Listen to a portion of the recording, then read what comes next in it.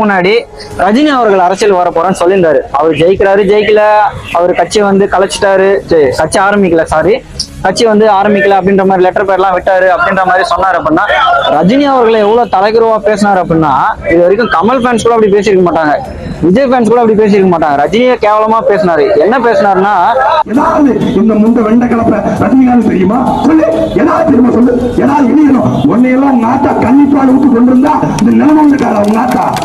உம்மா உம்மா உம்மா சங்க அடிச்சு போட்டுவோம். சங்க என்ன மராட்டிய மண்ண பிழைச்ச பிரதேச நாய், கர்நாடகாவில் பிறந்த நாய் தமிழ்நாட்டில் வந்துகிட்டு ஒரு தமிழனை கைது செய்யணும், கட்சியை தடை பண்ணணும். வேற மொத்த சங்க போடுவோம், மொத்த சங்க போடுவோம், மொத்த சங்க போடுவோம், சங்க போடுவோம்.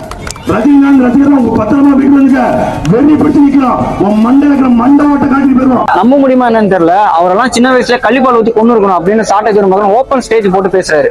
அவர் அதை பத்தி பேசினது பார்த்தாது அவருடைய பொண்ணுங்களை பத்தி தவறுதலா வந்து பேசுறாரு. மருமகன் தனிச்சு ஒரு கொண்டாட்டி கட்ட ஊர்ல இருக்கிற கொண்டாட்டி படம் கட்டி அமலாபா தாலி வந்து அத்தனை போய் தாலி ஆத்துக்கிட்டு இருக்கான். ஆனா கண்டிக்க வக்கில்ல உன் மகன் சௌந்தர்யா கல்யாணம் கொடுத்த கல்யாணம் கட்டி கொடுத்தது வந்து தாலி எடுத்து வந்து இவன் கூட இருக்கானே தெரியல. ஆனா கண்டிக்க வக்கல உனக்கு. உன் மகன் மூத்த மருமக ஐஸ்வர்யாவுக்கு பிறந்த பிள்ளை யாருன்னு எங்க அண்ணன் செஞ்சு ஒரே ஒரு பேட்டி கொடுத்தோம்னா ஒட்டுமொத்த குடும்பம் நாண்டுகிட்டாலும் சாகணும், நாண்டுகிட்டு சாகணும்னா. கல்யாணம் முடிஞ்சு 6 மாசத்துல பிள்ளை பத்துவாங்க அவன் மகன், ரஜினிகாந்த் மகன்.